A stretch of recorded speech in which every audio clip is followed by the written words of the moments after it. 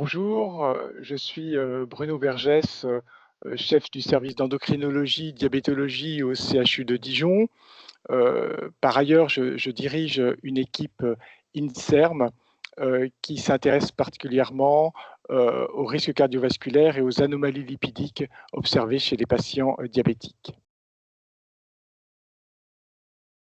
Alors, à l'initiation de SFDT1, j'ai, fait partie de la cellule de réflexion avec plusieurs d'entre nous pour, travailler sur ce projet qui est devenu une réalité. Et puis j'ai une implication importante en tant que président de la FFRD, qui est la Fondation, francophone pour la recherche, sur le diabète, qui essaie de promouvoir une, recherche de haut niveau et de qualité et qui est le promoteur de l'étude SFDT1, ce qui explique aussi les contacts très proches entre la FFRD et SFDT1.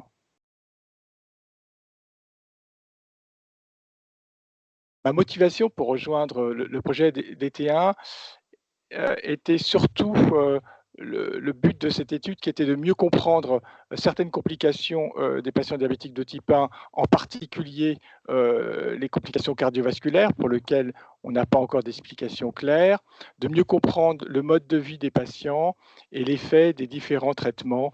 mis en place. L'autre intérêt aussi que j'y ai vu, c'est que c'était la première grande étude, française collaborative où il existait entre de très nombreux centres,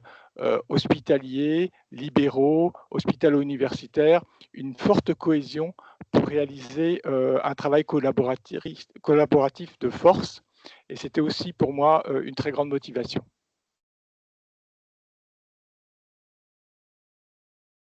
Alors, un message à faire passer, je dirais que, l'étude SFDT1 est une étude d'envergure, multicentrique, qui va, sans conteste permettre d'améliorer, à moyen, et long terme, la prise en charge de nos patients diabétiques et c'est, très important surtout, chez nos patients diabétiques de type 1. Une image à partager, c'est le souvenir, de la première réunion, du conseil scientifique de SFDT1 qui a eu lieu en 2024 à Luxembourg, qui était un moment très fort. D'une part, car nous avons eu des échanges scientifiques très intéressants, avec déjà la présentation de plusieurs données et résultats, ce qui était très encourageant et puis surtout, un climat de convivialité, très fort, qui montre bien, la la la force de ce travail collaboratif, qui va, perdurer et c'était, pour moi, un souvenir très important. Collaboration, constructive.